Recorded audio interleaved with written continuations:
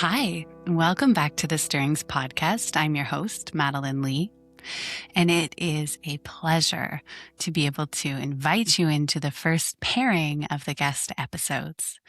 In this episode you're listening to, you'll be hearing from Carina Lyall, and in episode 2B, you'll hear Gustavo Nogueira.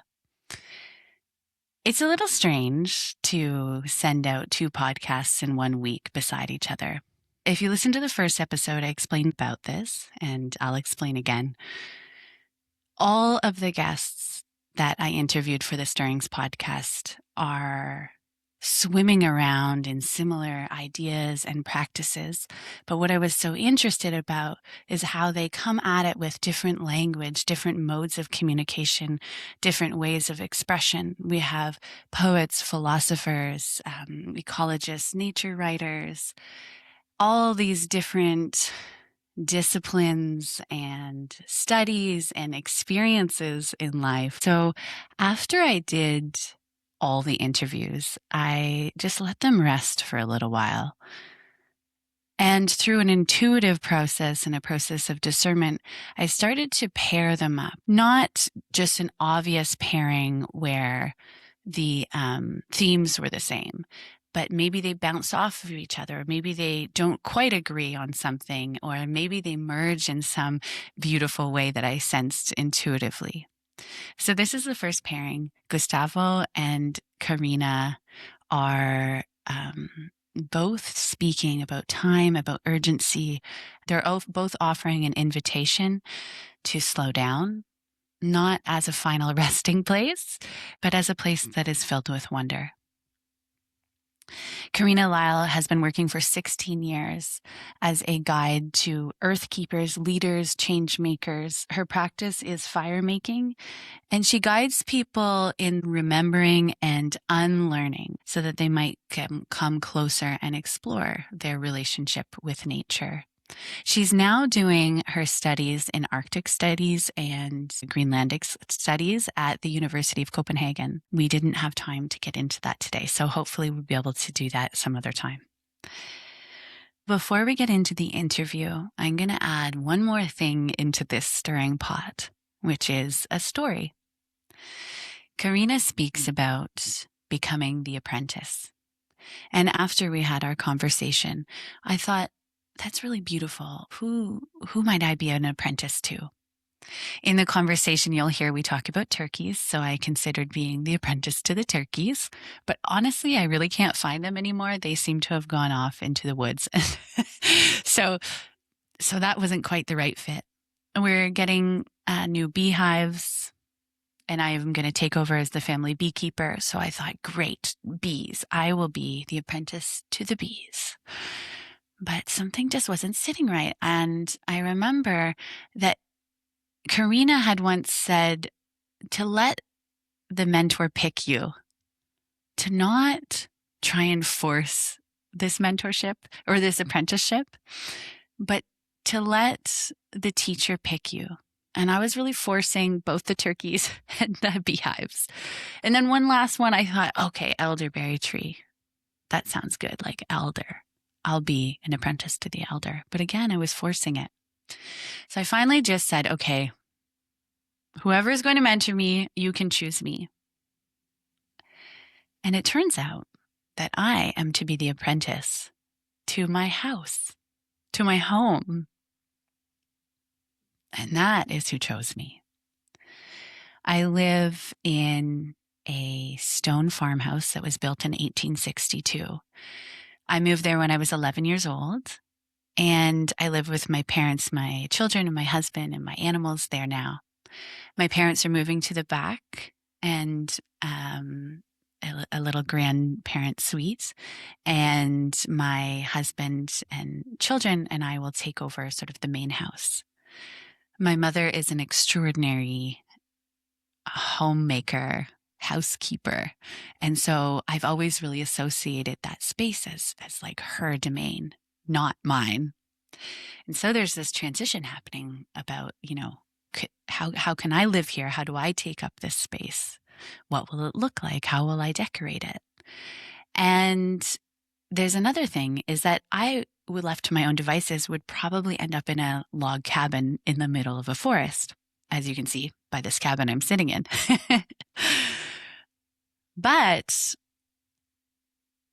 the divine would have it that I am going to be living in this stone house.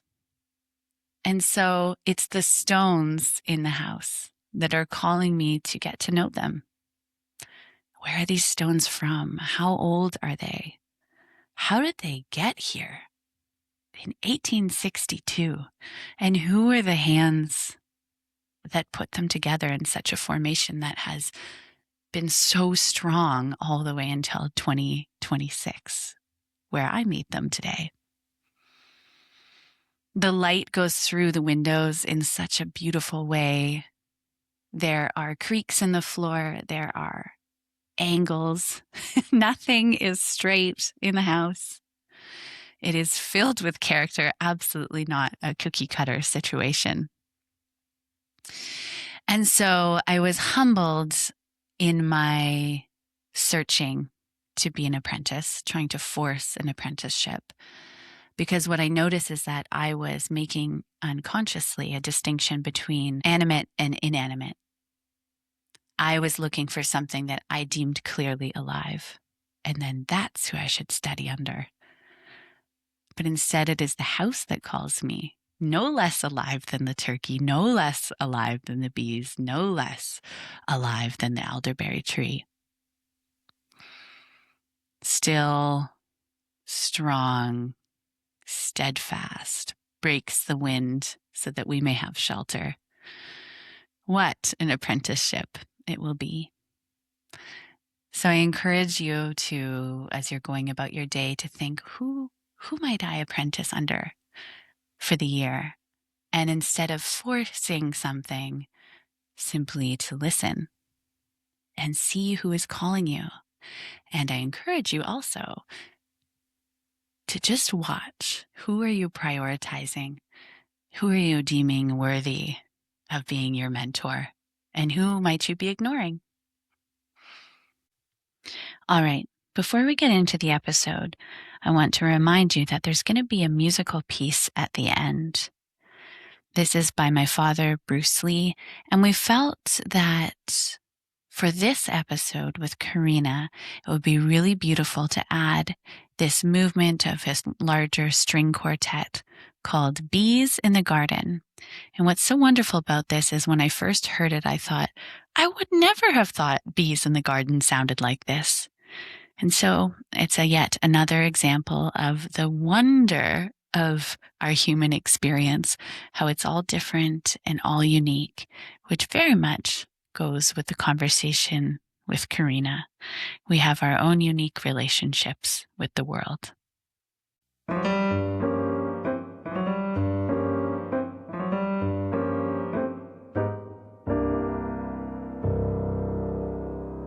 All right, welcome to the Stirrings podcast, Carina. Thanks so much for being here. Yeah, thanks for inviting me. This is really exciting. We haven't met in person, but we met a few years ago in a course by Emergence Magazine, which was called, if I'm remembering correctly, Seeds of Renewal Spiritual Ecology Leadership Course, I think. And yeah, and it collected a really interesting small group of people from all over. And until I did the course, and I didn't really know what spiritual ecology was, and I thought I was always drawn to the life of nature, the life and death and these cycles in nature, and this sort of, as a child, I would imagine this sort of like pulsing life force that was all around me all the time, and that's what I always felt really connected to and able to converse with and chat with, and I thought that's spiritual ecology. That's good enough. So I was wondering if spiritual ecology does appeal to you as a term and how you connect with it, and if not, that's also fine. For me, it's, it's an opportunity to talk about something without having to put yourself in a box or appropriate someone else's way. Like, as a human, it's always been my understanding, and um, that it is our way and our birthright to connect to the land as spirit, as alive, as soulful. And then you have animism and you have shamanism, and there's, indigenous ways of approaching, and and then there's a huge part of the world. Um, I might get into trouble here, but I'm trying to explain why I I'm drawn to the term, because it's Okay. allowing something to be acknowledged without appropriating or without having to fit yourself into something that might not feel fitting, Hmm. but to me, experiencing the world, the land, the forest as soulful, alive. Um, Spiritual ecology offers a way for a lot of people to lean into that experience.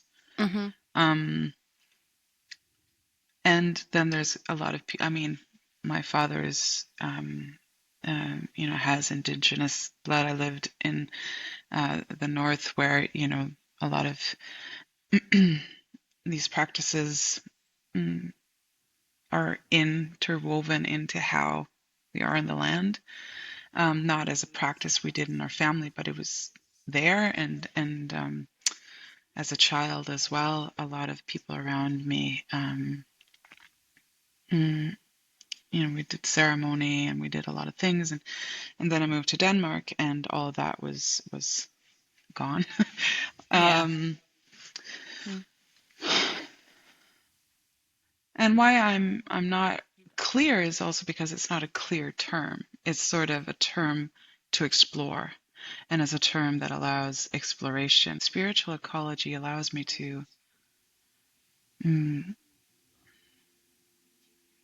figure out as a human, without any isms, or without any cultural claims, what is my relationship to the land, and can that be one that feels spiritual, and whatever that means. That's helpful. I think you're articulating why I'm drawn to the term too, especially Hmm. because you could also be looking at ecology, um, and also an ecological perspective, which I take to mean being able to widen your perception to the many workings and the complex tapestry that we're all a part of. Hmm. Um, there's that, but then adding the spiritual bit means Hmm. sort of infusing it, with not me infusing it, but recognizing that it is infused with spirit, with soul. Did you use the Hmm. word soul? I Yeah. think so. Yeah. Yeah. You write that there's an unlearning and a remembering Mm. involved in connecting with the land in this way. Can you tell Mm. me about those two words? Mm. Unlearning. Yeah, is that even possible? Yeah, Forgetting, maybe. forgetting and be remembered. um, for me, there's like, I've been self-employed for 16 years, and in the 16 years, I've worked with groups and people in search for something, and trying to get closer to what that something is. And a lot of words come up, like connection and belonging, Hmm. and um, now nature is being put on that a lot more than it was 16 years ago when I started. So nature, connection, belonging to the land, and there's an unlearning, or an forgetting that story, that you know there was ever a disconnection, and whenever we not in contact. I mean, there's maybe awareness is the better thing than disconnected and connected, because we're always in connection with it. It's our food, Yes. when we are, the air we breathe, it's never not connected. And then, you know this thing of when you begin to work with and communicate and cooperate is the better word with the other than human world, you're going to have to trust some of the signals that you know, the I don't want to say in like the information you receive. Like, can I trust that what I'm hearing from this plant is, true? Mm-hmm. And we've, I think it was in Emergence, there was a study that they talked about where they measured like a plant that was being eaten by bugs, and it sent out some chemical for the bug to stop eating it. And over time, they just played the sound of a bug eating a leaf, and the plant produced the same chemical it was. Mm-hmm. So where is the plant's ears? Like how did it hear, Yeah. why did it know that? And there's this mystery. And I think for me, unlearning is more about allowing mystery, allowing us to just sense for a moment at least that we don't know everything and there's things that we can never explain, but awakening wonder and awe that's not based in what we can prove in fact, and trusting that there are things that we just simply don't know, and that changes our outlook on the world a little bit. And then Yeah. curiosity. Can we be curious? And it's not about not knowing anything now, or saying that all knowledge sucks or whatever, but could we just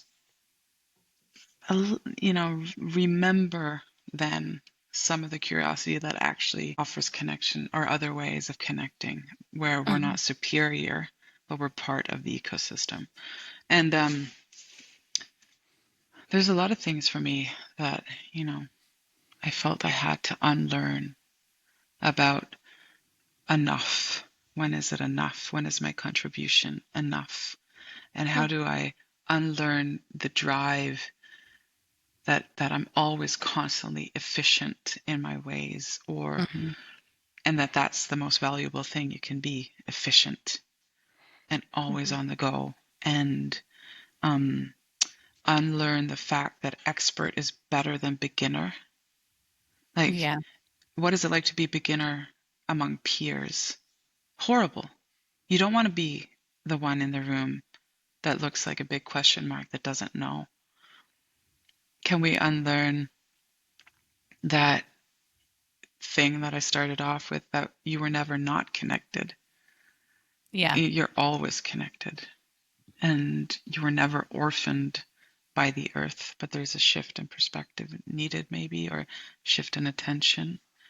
Mm-hmm. And I think there's so many things that, that get installed at some point, or that we come to do or understand for our survival too. But Mm-hmm. throughout the 16 years, this thing of enough, beginner, expert, and am I allowed to be here have Mm-hmm. been the most profound things that I think that so many of us are searching for. Mm-hmm. And we need to unlearn that that's the criteria in some way. Mm-hmm. When you were first talking about the plant and listening to the plant and how that, yeah, as you said, it has this sort of humbling and trust. I think there's something like a trust that you did hear it, and that Mm-hmm. can go against so much of what you're later talking about this maybe like a bit of a um what I imagine to be like straight line thinking, logical thinking, efficiency, optimization, Mm-hmm. that the sort of global economic, industrial, techno, I don't know how many words I Mm-hmm. can add there, you Yeah. know, Yeah. complex corrals us into this sort of straight line thinking Mm-hmm. that doesn't allow a plant. message to be a source, to be a reference. No, I wrote that as you were speaking, entitlement is also another Mm. word that I like to explore, because whether the plant is speaking to you or not, it has a perspective uh, in and on its own of what this world is. And when I work with people, I ask them to, pick or be picked by one animal and one plant for the year, and not as a totem animal or you like a guide. It can be that, but as someone that will lend you their eyes in the world or their being in the world for you to maybe try to understand what is it to be dandelion in the world. And I think it's hugely arrogant if we claim that there is no dandelion perspective that is worth allowing, because I mean the work that plant does in Yeah. soil above, what it offers. I mean, just to allow ourselves to think and be curious about, okay, so nettle, what is nettles? I mean, how does it live? What does it do? What does it offer? What is it, what is it like to thrive? All these things. If we don't give space to think that way, I mean, nothing will change. There's two things that are striking me about what you've said, which is that one, you said a year, Mm. and that's so, it feels so long. and Yeah. and I'm very interested in I'm an amateur herbalist. Yeah. I'm like doing my own PhD with all my books and wandering about. Hmm. And in the herbalist tradition, it's also pick one plant 1 year, Hmm. and that's and you go watch it, and you be with it, and you see who its friends are and how the wind moves by it, and this the second part, which is connected, is that um, I've been doing what you're describing with turkeys. There's a lot. Hmm. It's a Yeah. turkey. It's a turkey time where I live. All there's right. just there's turkeys everywhere, and I was driving with my husband, and all these turkeys pass, and they're sort of funny how they move. And I said, I'm like, where are they going? Like, where are they Yeah. going? And he laughed. He said, anywhere you're not. Like, they don't. Like, wherever you are, that's where they don't want to be. They're going elsewhere. And it really Right. got me thinking, but I was really, so now I think about turkeys a lot, and just where their height is, and where they would be looking out, and what parts of the forest and the fields they would go to, and all these things. But that's with eyes.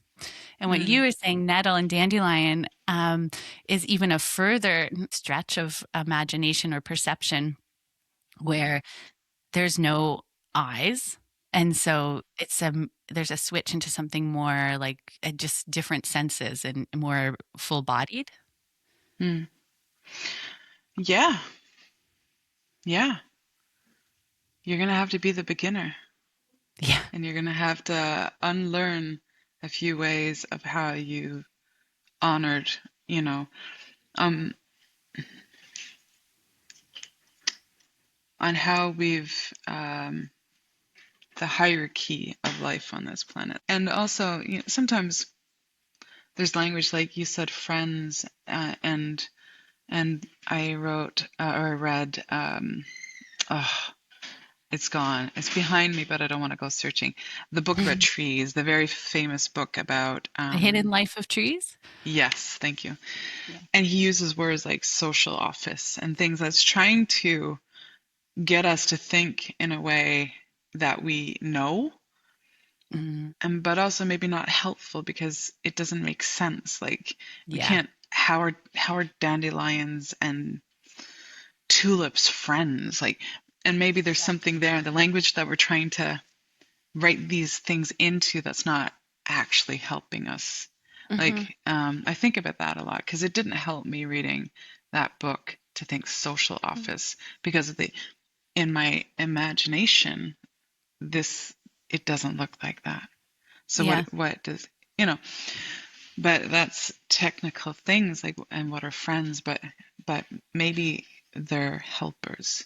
So how do they help each other? How do they Hmm. thrive together? How do they exist in ways that contribute instead of extract? And what are ways that our place is maybe to help some of these processes? Like where do Hmm. we where is our interference and our disruption beneficial for these?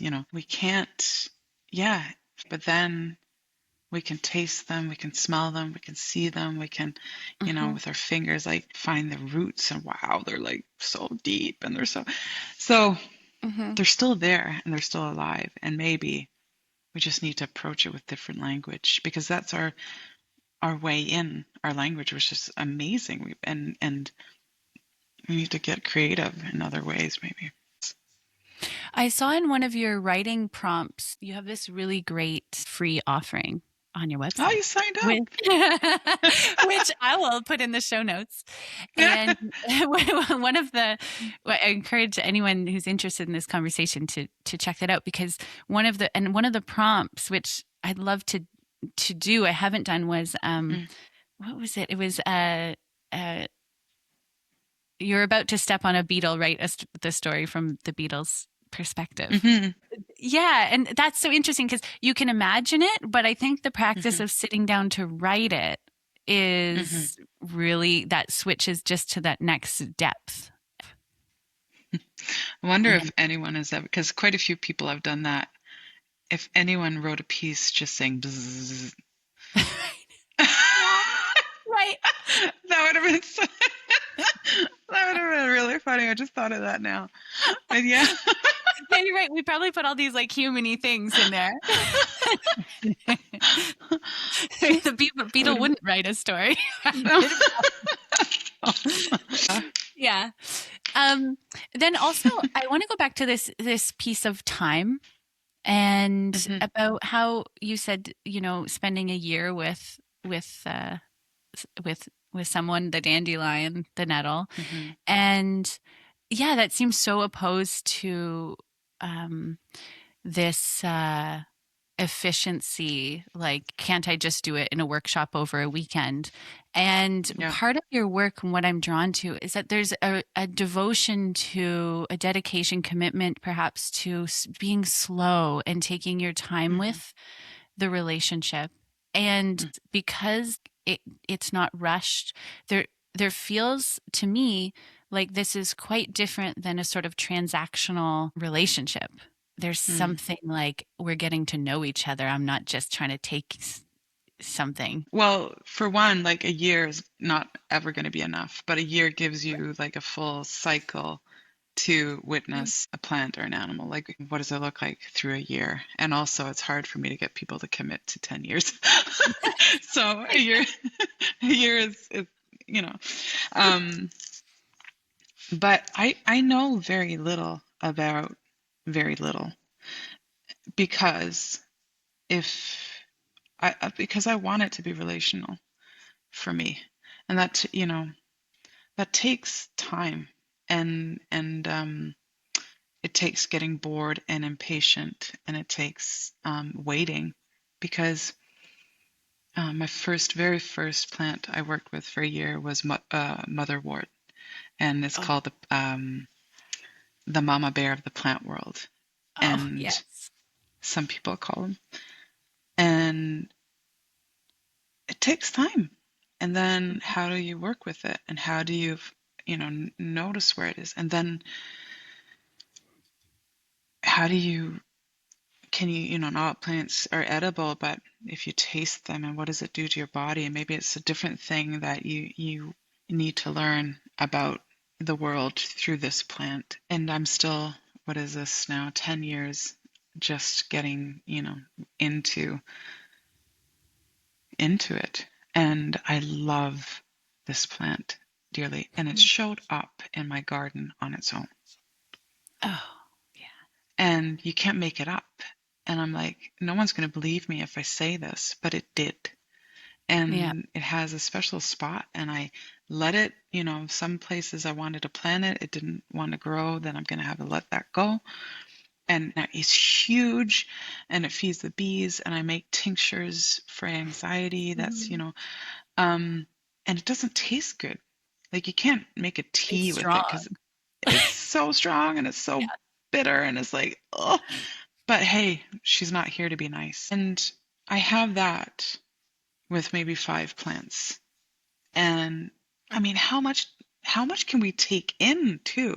Like, if you want an overview of 25 European plants, do a course, and then you're going to know their names, and you're going to know maybe what they look like and where they're from, maybe one of the Latin names, Yeah. if to save your life. But I can see her anywhere.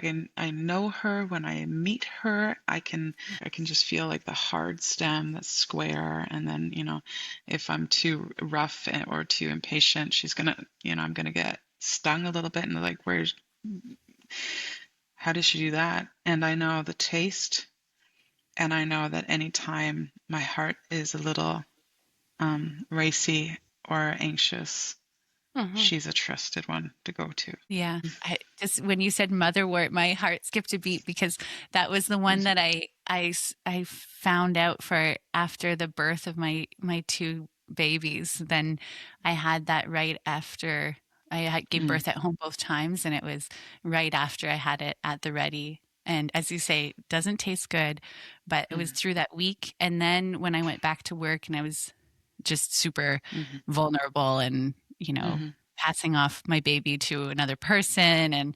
and then that was in my purse. Yeah, It was like this fierce like, and it gets the job done. Like, yeah, yeah. as you say, she's not messing around. No, no, Yeah. no. And it takes time to know when, like, what does the plant do when it comes into contact with your body, your nervous system, and Hmm. um, maybe it's different for someone else. It's like it, they're going to be in relationship with you know, your um, cells and your organs, and you also need to figure out if that's, is this the right one? Just, and um, and same with animals. Like I ask anyone who comes to my mentorships, please don't Google spiritual meaning of either plant or animal, Hmm. because that's someone else's relationship. Oh, yeah. And there's going to be things that overlap. And of course, there's going to be certain traits of this being that, is universal. But Hmm. how they interact with you is not going to be the same as the person who wrote the animal spirit deck necessarily. Hmm. And so if you can not do that and just see as you learn about, I think owl or fox or, wolf are such strong indicators. Oh, owl, that's wisdom. Hmm. Why? Why is it? Yeah. Like, Yeah. where did that come from? How? But the minute I think about owls, like how they, their vision and their range of where they can actually turn, how they turn their head, or the fact Hmm. that they can fly almost without sound, and that their young are so loud, and it's not ooh, ooh. Um, Yeah. It's really not. and it's really not. But there's so many things that when I look at the being as it, just without any interpretation, then Hmm. something begins to happen in terms of mirroring. And then I begin to see, like, I think this is what you're teaching me, or what I need to learn just Hmm. witnessing you. And I'm thinking it comes back to this theme where we're sort of that's threading through here, which is that to be able to wait for the relational knowledge that comes between Hmm. um, this example with the owl. If you search it and it's wisdom, Mm, now that's in your head. You can't really get that. It's hard to mm, push that aside.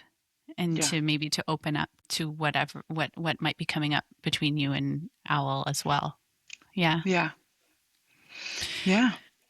I put a lot of weight into this idea that remembering is a source of knowledge as well. Like, I love books, I read a lot of them, but we needn't go there. We needn't Mm. do a course. We needn't get a degree, which is, I have to remind myself a lot. Degrees are fine also, but you needn't Mm. have one to know things. Remembering what's already in our bones is a source as well. But so is skills over time. So I'll give you this story, which is that Mm-hmm. I've just moved back to rural Canada, and I live with my parents and my husband and our animals and our two kids. Also, we're all animals, I guess, in the house Mm. together. And it's busy and chaotic and crowded and also lovely. But it's not a great place to write. So I was lucky enough that my husband was able to build me a cabin, which is lovely, Mm. but it's very cold. So we Mm. got a wood stove. And until now, I am embarrassed to admit that I've been relying on my dad and my husband to build the fires for me. Mm-hmm. It's very embarrassing, but true. Mm. And so now I'm out in this cabin by myself trying to make this firework. Mm. And I am telling you, I cannot make the fire go. And I'm going through this feeling of, on the one hand, sort of remembering that as a human, I have this huge store of relationship with fire. It's sort of our Mm-hmm. thing, humans. Mm. Yeah. And at the same time, I don't have the skills. It hasn't really been passed down to me properly. Mm-hmm. And as you already said, I have this entitlement too. I caught Mm. myself thinking, well, aren't I a human? Shouldn't I just be able to make fire? Yeah. Like, come on, fire. Mm. And fire's like, yeah, well, you have to learn how to do it. I'm Yeah. not just gonna do it for you. So it's interesting, this like remembering and these ancient practices, but this maybe entitlement piece of this generation being like, well, I should just be able to grab that skill and should Mm-hmm. just be able to do that. But it actually takes time and relationship. Yeah. Well, Hmm. um, my first apprenticeship happened by the teacher saying, "So, you're a mentor for the next month. You're an apprentice to fire for the next month." That was the instruction. And then she like, logged off or something. That was the feel. There was nothing left. Okay. And yeah, we can use, a lighter and a little whatever flammable thing, and then you have fire in 2 minutes max, easy. Hmm. But what have we learned? And I think, in fire, there's so many things happening. I don't have science to back any of it up, but I have 9 years of teaching people or giving the same instruction, Hmm. make fire.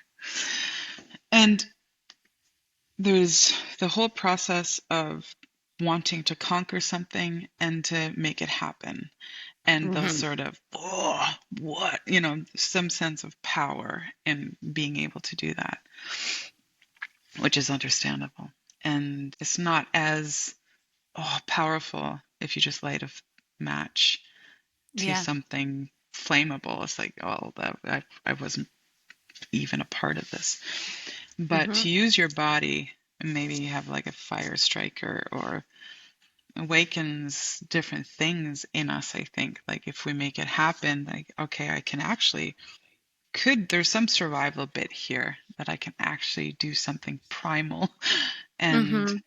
work it that activates a different part of us or stimulates or satisfies maybe. And we can learn a lot about ourselves as we sit there and it's not happening. And the psychology of, the talk that goes on about you as it's not happening. It's like, Oh, yeah. Yeah. it's amazing. The apprentice to fire is the apprentice for a long time to your own mind and what it's telling you about what you should be able to and why it's not working and the talk and um And I've had so many experiences in the fire pit of people just, relating the inability to get any spark going or any flame Mm-hmm. going to how they feel about their life. There's, in that sense, there's a whole process on wanting to create an element that I think is like doing something to us. Um, and then there's the whole process of what actually needs to be in place for fire to be nourished. And Mm-hmm. I take a long time to make it. And you start with, three different piles sizes of wood, and then there has to be, air that can feed the flames. And what if some of the wood is wet? What do you do? And all these Yes. things that just you learn over time. Again, okay, so Mm-hmm. how can I see you need to blow in that way? That's because you've sat there for 3 months and blew at the wrong angle, and then oh, okay. Um, so again, apprentice to what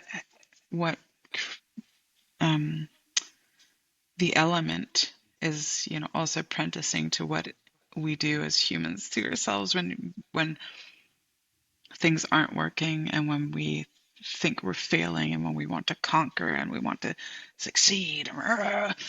And Yeah. fire is, the only element that we can make, really. Hmm. It's not me and the fire, just like it's not you and the dandelion. You're also within this context. So it's very cold. It's minus 20 Hmm. right now. So the Hmm. cold air is coming down, and then the wood was actually too damp, and Hmm. this and this and this and this. And I'm sort of being made to submit to this beginner Mm. apprentice mindset of like, okay, well, I actually have to sit back and really pay attention now. Or I could just get the fire starter, and I could do that, of course. Yeah, yeah, But I guess I'm yeah, not. yeah. Yeah. And what a great opportunity, because you could just do the other thing. Yeah. But, to take the time and to, exhale and just be, okay, I'm listening. What is, Mhm. what do I need to do here?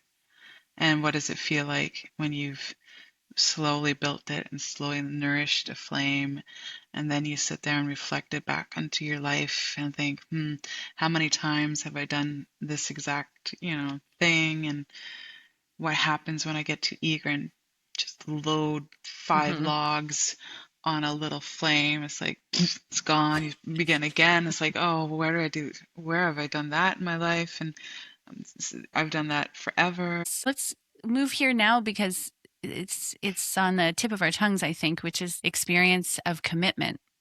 I heard you talk about that in the podcast you had on your podcast, Becoming Hmm. Nature with Ruth Allen. Recently, you just wrote about it as well. And well, I'll let you speak more, but I love this idea that commitment can seem this sort of hard, like thing that is happening. Mm. But to you, commitment feels much softer.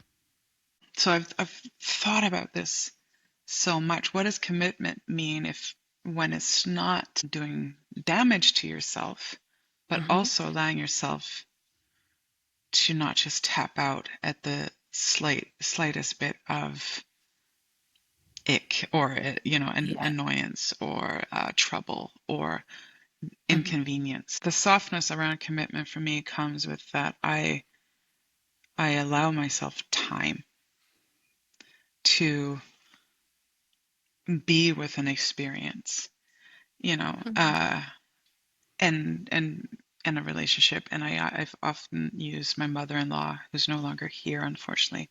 When I met my partner this year, it's 21 years ago, we were not each other's fans. She thought I was like too much of a warrior type act. She called me the warrior.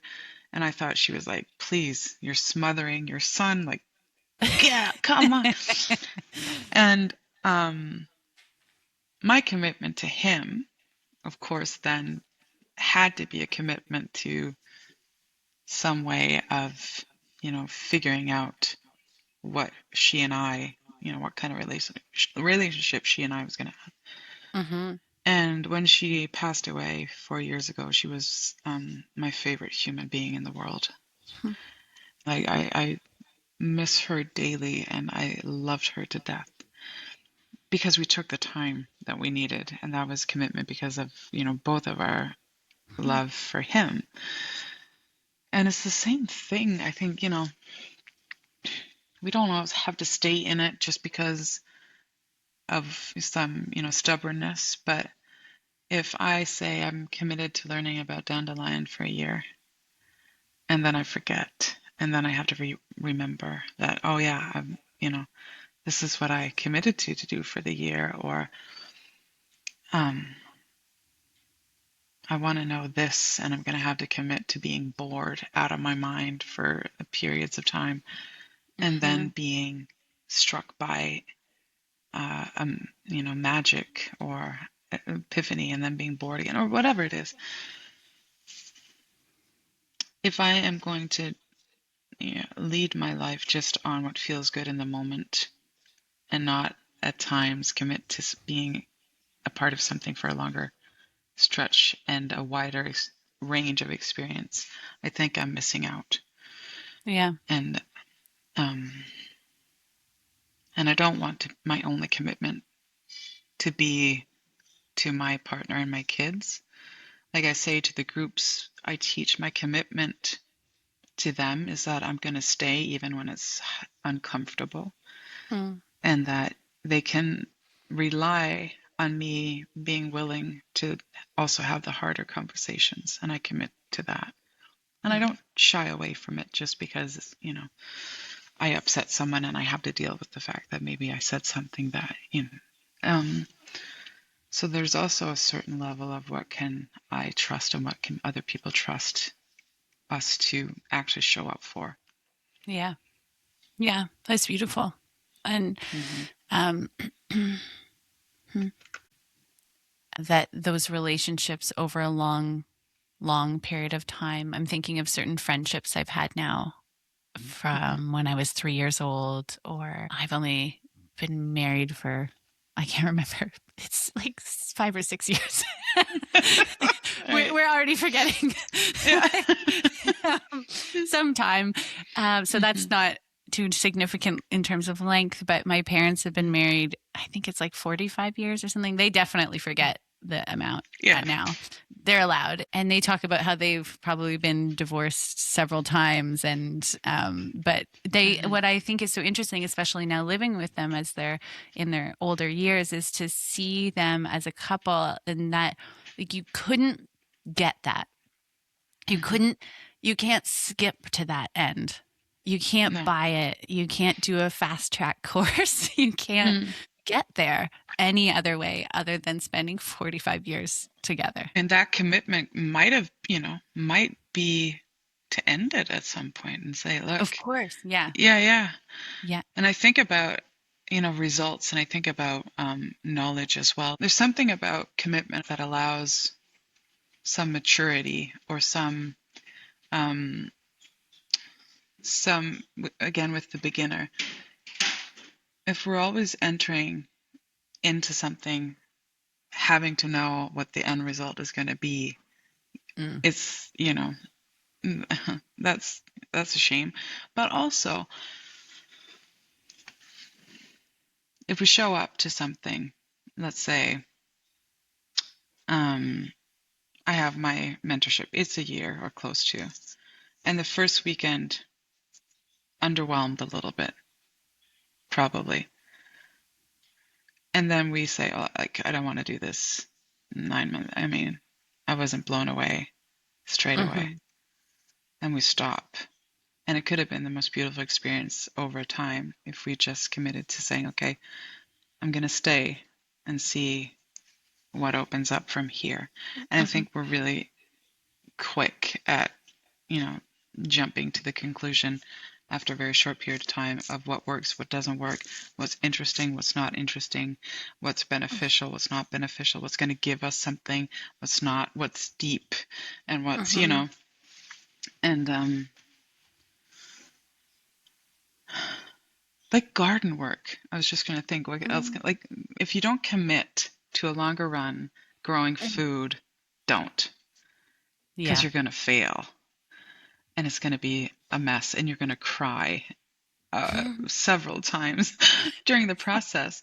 But if you keep it and you learn and you tweak and something changes over time, and all of a sudden, there's more gone great than not most of Hmm. the time. But you can't do that in the first season, or maybe you have a great Yeah. season, you have a shit second season, and then you're like, oh no. But Yeah. there's so many of these things that have to do with this thing that we call ecology that you can't, it needs a different way of looking at time. Mm. That, Oh, yeah. yeah. Yeah, yeah. I'm just getting into gardening, so we had a family garden meeting the 2 nights ago about what to do with the next year, and we grow a Hmm. lot of food here, or my mom has grown a lot of food here. So I'm sort of Yeah. coming in very much as the apprentice. My husband's a little more knowledgeable than I am. But what I find so interesting is that then we're planning several years ahead. We want to have animals, so we're doing the cover crop now, and that's actually for 2027 or 2028 even. And so this sense of time is so different. I've done a lot of thinking and work research on food systems, and there's such a difference between a relationship and a transaction. And when you go to the store, you pay money and you get butternut squash. Clear. The exchange was clear. If the butternut squash is bad, I think you could probably take it back. Hmm. If Hmm. it's bad right away, the interaction is made clear through money. Yeah. And there's certain expectations. Whereas if you're gardening and you're doing the Hmm. butternut squash, there's, as you say, it might not work, or you might have the best year of butternut squash, but it doesn't guarantee you the next year either. Yeah. It's like butternut squash owes you nothing. Right. Yeah. Like, Yeah. um, and so that's such a Mm. different thing from economic transaction. Hmm. Yeah, it is. I love that example. Which, great. Amazing that we have the opportunity. And the other bit is also an opportunity. I love that Hmm. we can go to the store, and I love that I can actually figure out how to grow food too. And then there's time, like butternut squash time is different to human time, and Yeah. tree time is different to fox time, and that's another way of looking at the world. Like, okay, mm, what are they teaching me about time, and how Hmm. am I able to let my own concept and understanding of time and cycles be for a Hmm. while? Well, I'll keep you posted on my butternut squash. yeah, do. But just back to this Hmm. idea, sort of at the beginning, and it's been throughout, is that we had a garden meeting, and my first time around the block, I'm like, oh, we could do this, and we could do this, and Mm. we could Mm. add this one in, and everybody's like, slow down, you can't like just pick Mm. one thing that you want to try, but we're sticking to what has already been here and what works, and these sorts of things. So Right. it's sort of exciting to think like, oh, we could do so many things, but just easy. take Yeah. take a Yeah. breath. Everything's urgent. And the Hmm. language of urgent, I wonder what that does to us. And Yeah. in that sense, if I'm to be honest, my biggest resistance is spending a year with motherwort. Hmm. If I can, if there's a remedy for urgency in some way, maybe it's slowing down, even though it seems counter. Like, not slowing conversation down and not slowing mm, nuance, but the speediness of everything where we just can't breathe and we don't know, what's truth. I mean, it's like with your kids. You're not going to get them to tie their shoes faster in the morning by screaming urgency at their face. It's not going to Never work. works. Never That works. doesn't. You're not going to get your butternut squash to grow with your impatience. You're not going to get to see a full year of something's life cycle in a minute. Mhm. But I don't know, but if I see someone running, looking in fear, I probably would, run with them just Mm. because, I think there's studies done. What happens if I run looking like I'm in a panic? People are going to start panic with me and run, and no one knows what they're panicking about, but we're all running. And could you be a brave one, just look back and say, okay, so what's going on here? Yeah. Really, really, you know, What are we running from? Is there what something there? are, yeah. Yeah. Yeah. Yeah. And if there is, okay, we'll pick up speed again. And if there's not, Hmm. yeah. I'm reminded of you were saying that the urgency, what it does, and that energy. And I find I'm always interested in how in urgency, it's so, for me, it's a lot like up in the shoulders, up in the neck, and like hunched and tight. And the Mm, breath is in the top of the lungs, short. mm, And when you spend time with somebody who does have that sort of shoulders down, slower mm, movement, that you slowly get into their rhythm. Um, mhm, I used to ride horses, and there'll be a whole mhm, podcast episode with somebody about horses and human horse mm, relationship. There's many ways that the human and horse riding can go very, mm, very harmfully. mhm, But I think about this one a lot, which is that there are times riding when it's just perfect, like harmony and symbiosis and communication between mm, the rider and the horse. mm, And when the horse is trotting, there's some movement that you do with your body. You go up and down with the rhythm of the horse. And sometimes you want to slow the horse down. And mm, one way to do that would be to pull back on the reins, which is sort of mm, harsh on their mouth and indicates for them to slow down, but it's not mm, the most friendly way to do that or kind mm, way. There's other ways to communicate to slow down. And one of the ways is to slow your own rising and falling and to mm, sit back a little bit. And almost always a horse will take a second and then they'll slowly mm, go under your movement. mm, And then now you've found your rhythm again where mm, but you are disjointed and you're off rhythm for a little bit. But mm, then there's the like an mm, exhale, like, okay, now we're back in rhythm again. mm, And so there's sort of two ways of slowing down.